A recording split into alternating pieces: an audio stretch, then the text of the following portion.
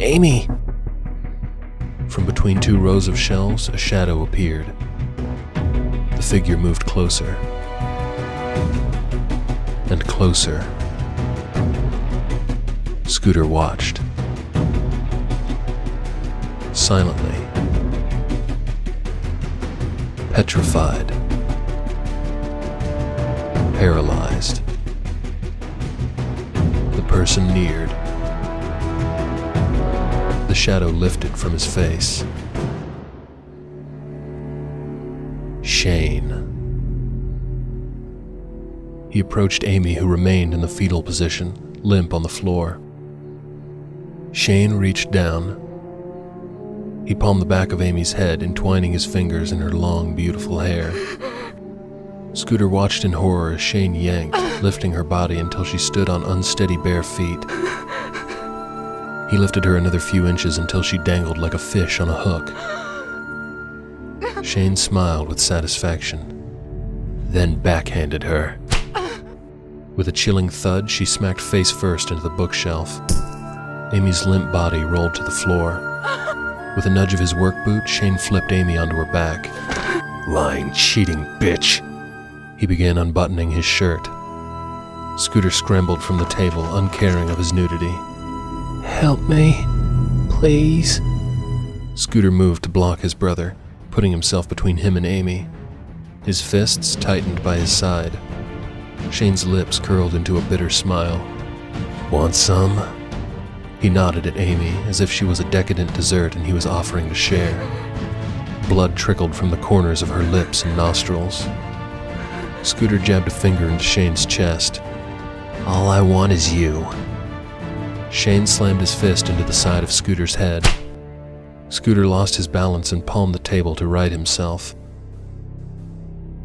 He turned in time to see Shane removing his shirt completely.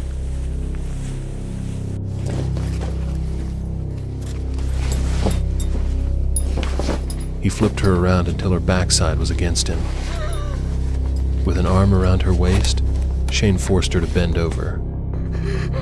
Through the slit of his boxers, he pulled out his enormous, thick cock. Scooter shot a beam of hatred at his brother before concentrating his focus, imagining gaseous fumes enveloping Shane's body, from his scruffy face to the tips of his work boots. Shane's face turned red. His hands swelled into bags of bloody flesh. His erect cock shriveled, becoming a wilted dead weed. Grotesquely, Shane's mouth fell agape, a black hole of silent, motionless nothingness. See you in hell! His dick, or what was left of it, plopped to the floor, squirming, writhing, and drying up until it was only a tiny kernel. Eyes bulged from his sockets, exploding into a grisly soup. Like a popped balloon, Shane's body burst into a visceral red cloud of organs and guts before all of it disappeared in a fluorescence of black and a whoosh.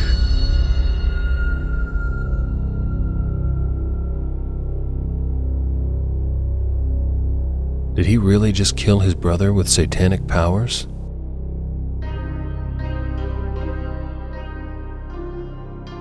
Do you want to kill him? For real? I can teach you how. Amy climbed to her feet. She threw herself at Scooter, wrapping her naked body around his naked body, kissing his neck, his cheek, and his lips. That same unseen force thrust Scooter back onto the table. Zach stood at the end of the table, naked, an erect purple penis pulsating blood. I want nothing to do with you. No? Why is that? 'Cause you're the devil. Call me Zach. Is it because I can wield magic? Is that why you want me? I've never seen you wield any magic, other than finish an algebra exam in record time, which is rather mystical in its own right. You did something to me. I've done things. Strange things, magical things. I don't know how I know, but I know. I'm different. You awoke something inside of me. You're a late bloomer, indeed, but you can thank me for alerting your latent attributes in due time.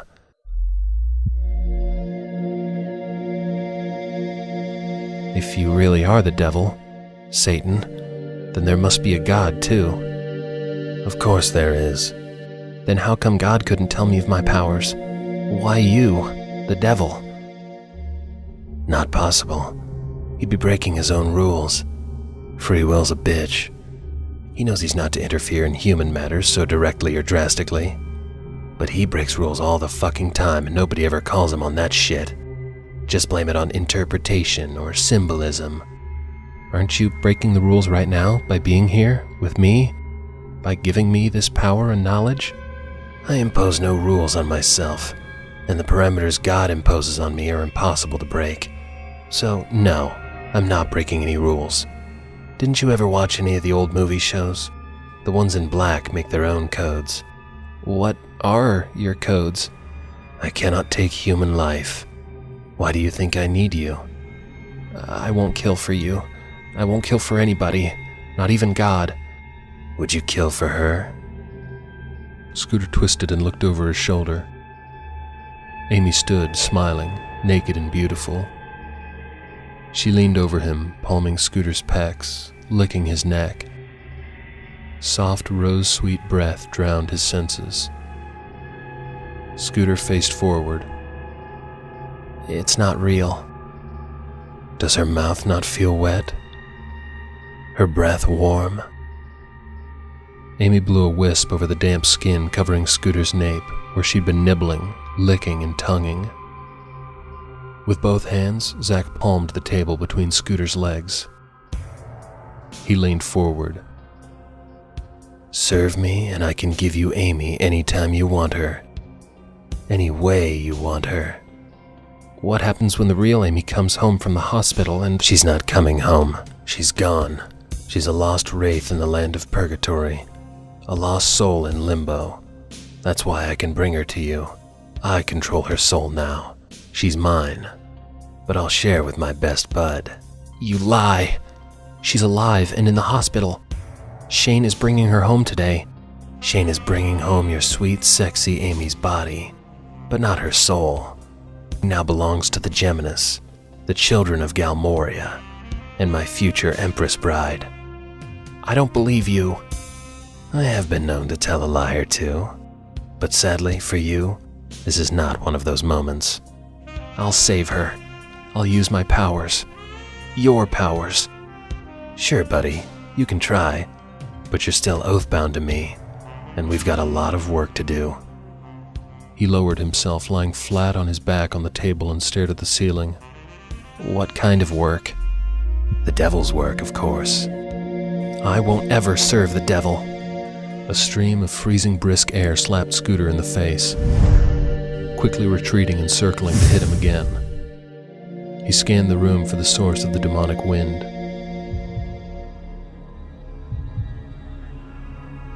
The bookshelves revolved, becoming rough stone walls, where naked men and women dangled from rusty, fire-bitten chains. One of the naked females had no legs, the torso severed below the hip. A swarm of bloated black flies blanketed her stumps, buzzing with demonic amplification.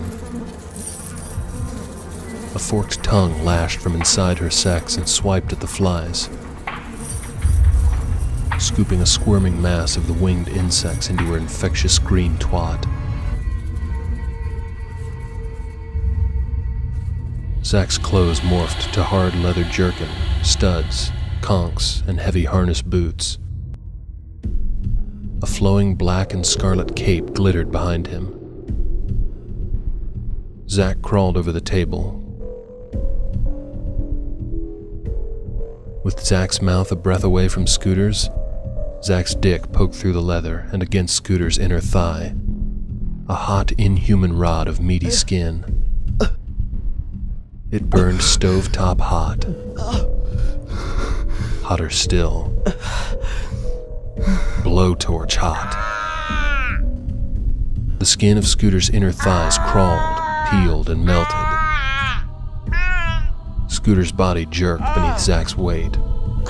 Glancing down, Scooter saw a glowing, like ember, emanating from between Zach's legs. A branding iron. Flames licked at Zach's thighs. His cock was on fire. "You're mine." Words spewing from the very bowels of hell. "My servant and my little boy whore." Zach moved up Scooter's body. He straddled Scooter's face, his flaming dick dropping flecks of molten embers on Scooter's forehead. "Open wide and say ah."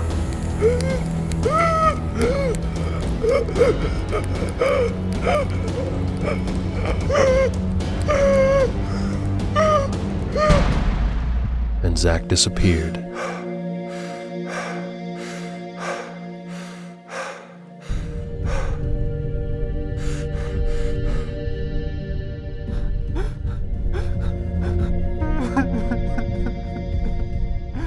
He used his forearm to dry his face and wipe his nose.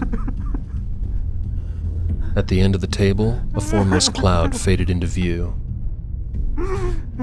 The fumes formed a human body, a human face. Amy. A ridiculous urge to burst into laughter brought more tears to Scooter's eyes. A roller coaster of emotions.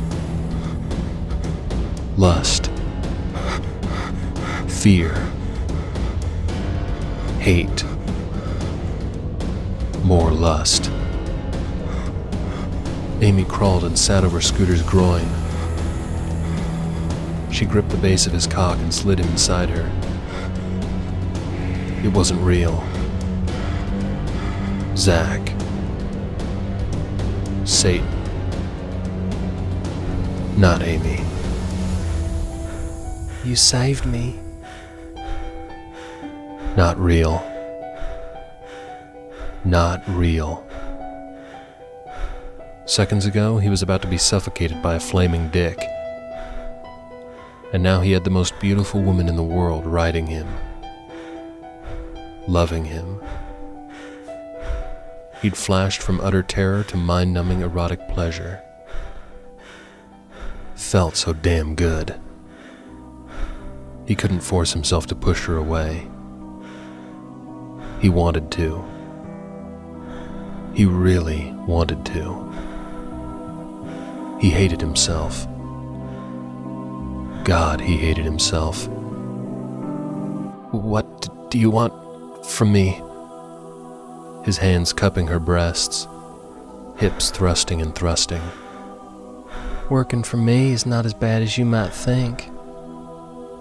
She threw back her head and moaned, a deep, throaty sound that made Scooter's cock twitch inside her. "It's simple. Just do what makes us happy."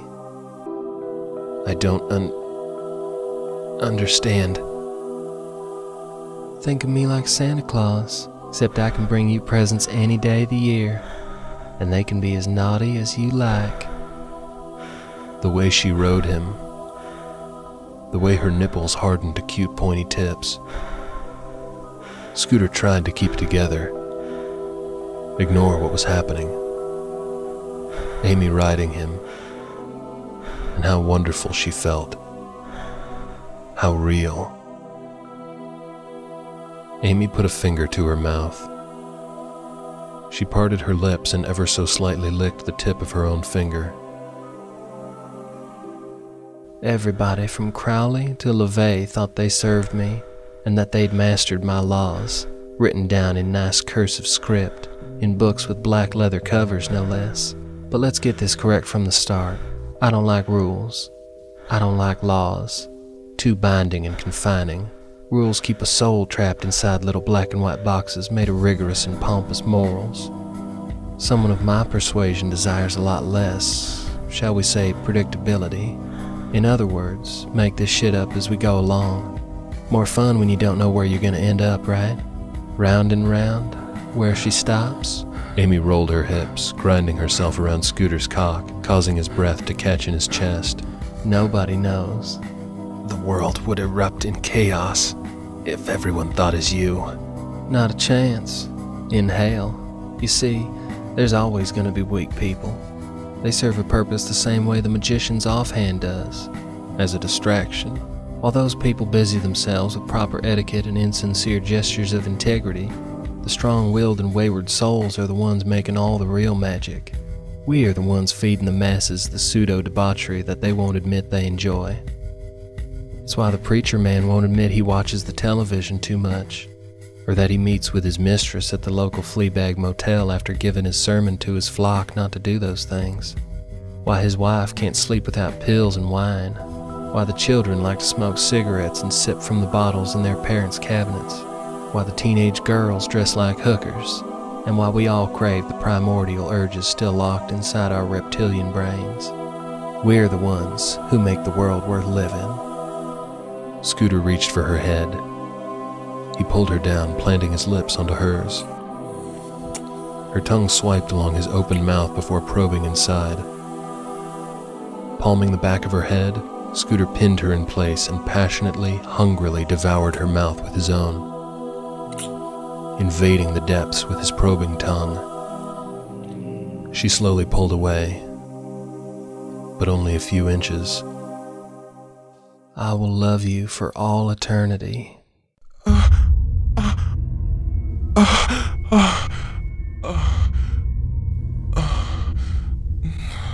As the last of his orgasm spilled and faded, Amy greasily slid down his body, and in an instant, she was gone.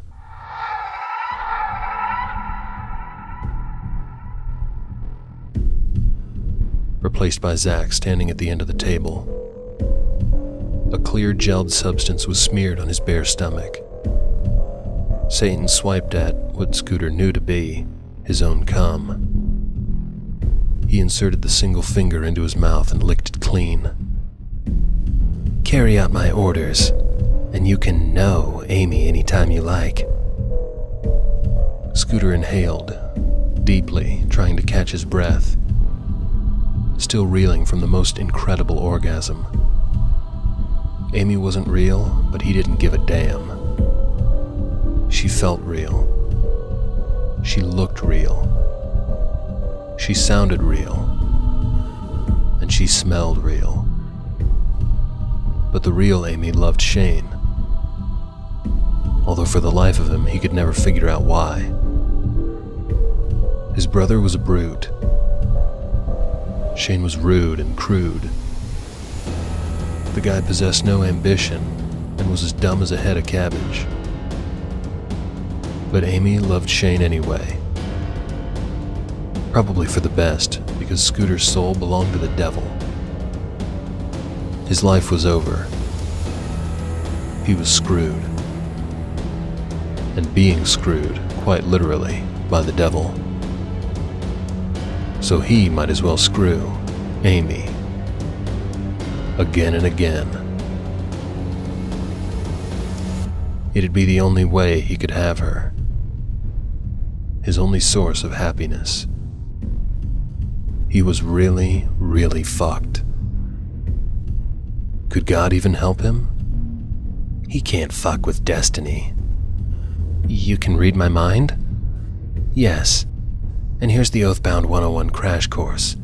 Now that you've sworn your soul to me, I have a lot more influence over you than God does. Congrats, Scooter.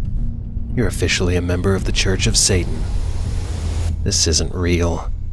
You're not real. It was a stupid thing to say. Really stupid. Maybe if he thought about it hard enough, believed it with enough earnest, it could be true. Reality is a highly subjective concept. Few realize it. Many of mortal kind have tried to define reality, from Socrates to Hegel to Al Gore. But alas, you all just do what you do best. Bicker about whose ideologies are true. But none of you really care about the truth.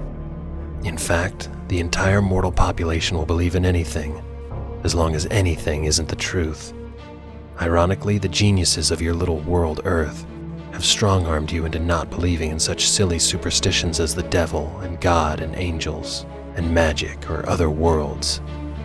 But, you simple-minded egocentric Earthlings, thinking you're the center of the universe, but from where I stand, your race is nothing more than a tiny little flea circus.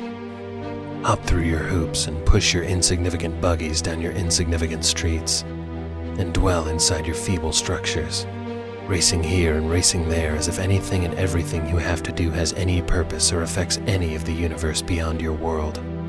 One of the imprisoned naked men on the wall fell to the floor where it began crawling, leaving a trail of sticky gore in its wake, like a ghoulish slug. This is very much your reality. It's the truth so many seek. So let's postpone the philosophical debates on how this is or isn't reality. Because quite frankly, buddy, it's boring me, and we've got an entire universe to roll with toilet paper.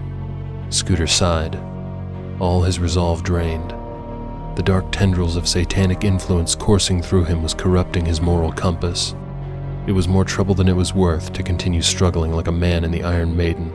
His fate was already sealed. What do you want me to do? It's not about me. Zack grabbed Scooter by the hand. He pulled him off the table and to his feet. We're going on a road trip. Hand in hand, Zack and Scooter walked up the stairs and through the long hallway.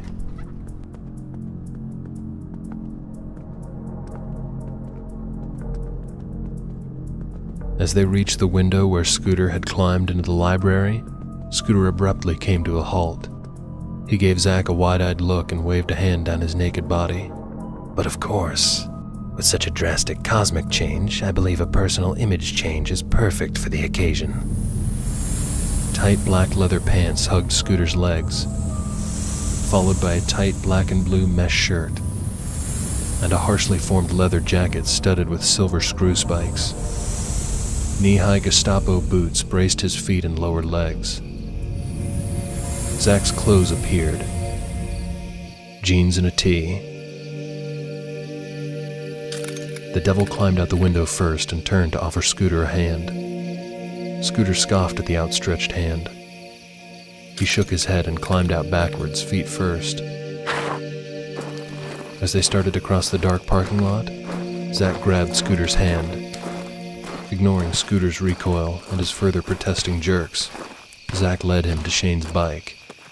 But when Scooter proceeded to climb on the seat and grab the handlebars, he was flung to the asphalt. He gripped Scooter by the waist, flinging him onto the back of the seat.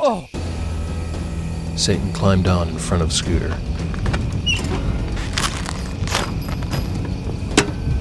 Hold on to me.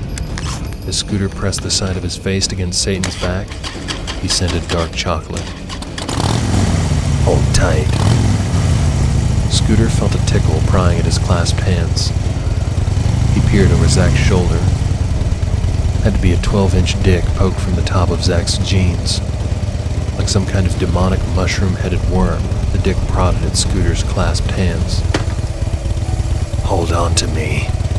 Like a race car driver with a stick shift, he grasped the demonic appendage.